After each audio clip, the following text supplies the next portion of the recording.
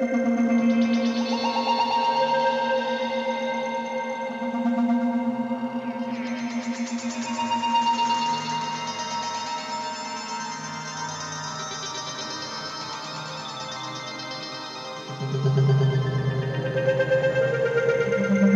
decades, the silhouette of the Ticonderoga-class cruiser has been a familiar and powerful presence on the world's oceans.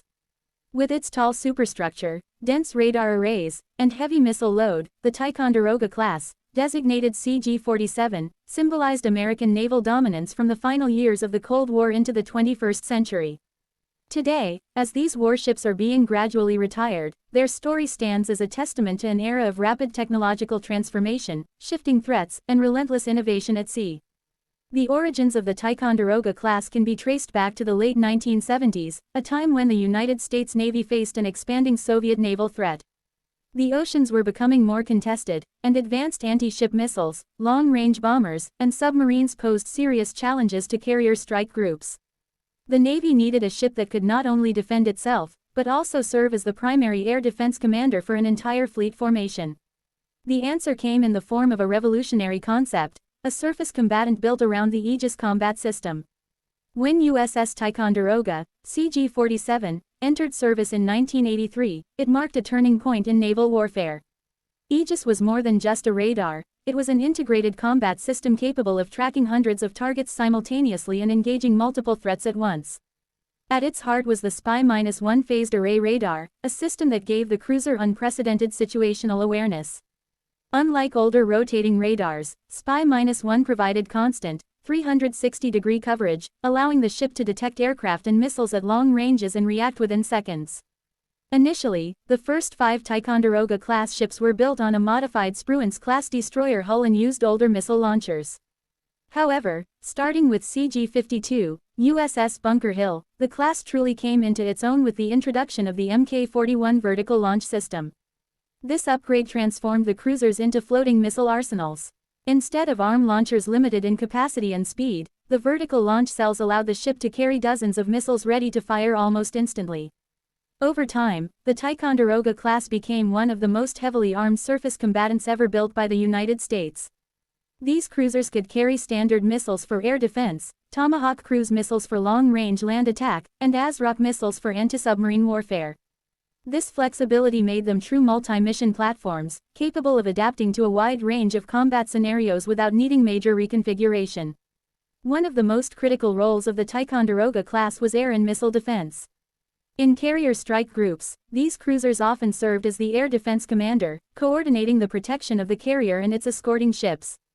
With Aegis, they could detect incoming threats far beyond the horizon, assign targets, and guide interceptor missiles with precision. This capability became increasingly important as anti-ship missiles grew faster, more maneuverable, and more numerous. The cruisers also played a significant role in ballistic missile defense.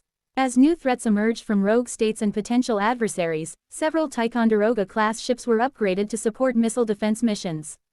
Using modified Standard missiles, these cruisers demonstrated the ability to track and intercept ballistic missiles in space, adding a new layer of defense not only for naval forces but also for allied nations and forward-deployed troops. Combat experience further cemented the legacy of the Ticonderoga-class.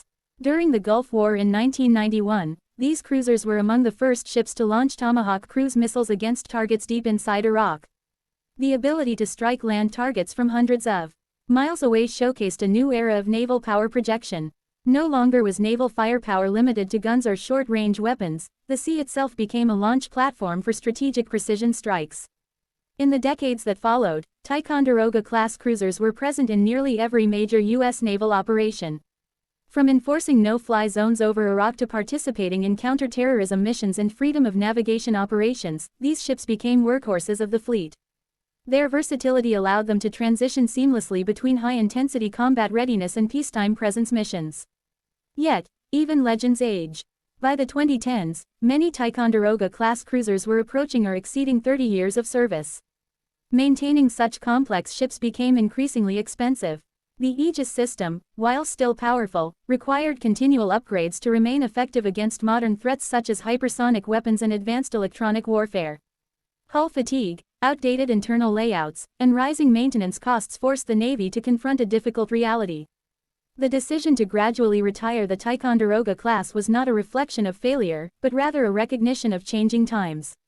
Modern naval warfare places greater emphasis on distributed lethality, networked sensors, and more efficient platforms. Newer ships like the Arleigh Burke-class destroyers, especially the Flight 3 variants, offer updated radar systems, improved power generation, and more modern designs capable of carrying forward the Aegis legacy. Another factor driving retirement is crew efficiency. Ticonderoga-class cruisers require large crews compared to newer vessels, increasing long-term personnel costs. As the Navy looks to optimize manpower while maintaining global presence, downsizing older platforms becomes a strategic necessity. Despite their retirement, the influence of the Ticonderoga-class will continue to shape naval design and doctrine. The success of Aegis on these cruisers laid the foundation for its widespread adoption across the fleet and even among allied navies. Many of the lessons learned in integrating sensors, weapons, and command systems can be seen in modern surface combatants around the world. There is also a strong emotional connection tied to these ships.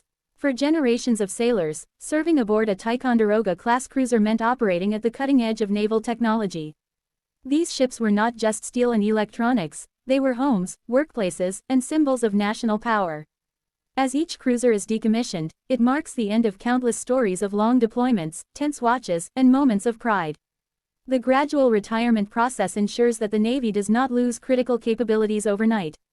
As cruisers leave service, their missions are absorbed by newer platforms, ensuring continuity in fleet defense and strike capabilities. Some systems and technologies pioneered on the Ticonderoga-class are also being adapted and refined for future warships, ensuring that their legacy lives on in more advanced forms. In looking back, the Ticonderoga-class stands as a bridge between eras. Born in the Cold War, tested in regional conflicts, and adapted for modern missile defense, these cruisers evolved alongside the threats they were designed to counter. Few classes of warships have demonstrated such longevity and adaptability in such a rapidly changing strategic environment. As the final Ticonderoga-class cruisers prepare to leave active service, they do so with a legacy firmly secured in naval history. They proved that information dominance, rapid reaction, and integrated systems could define the outcome of battles long before weapons were fired. Even in retirement, their impact endures, influencing how navies think about command, control, and combat at sea. The story of the Ticonderoga-class is not just about ships being phased out, it is about progress, adaptation, and the relentless march of technology. These cruisers served as guardians of carrier strike groups, sentinels against missile threats, and symbols of American sea power for more than 40 years. Their gradual retirement marks the close of a remarkable chapter, but the principles they embodied will continue to guide the future of naval warfare.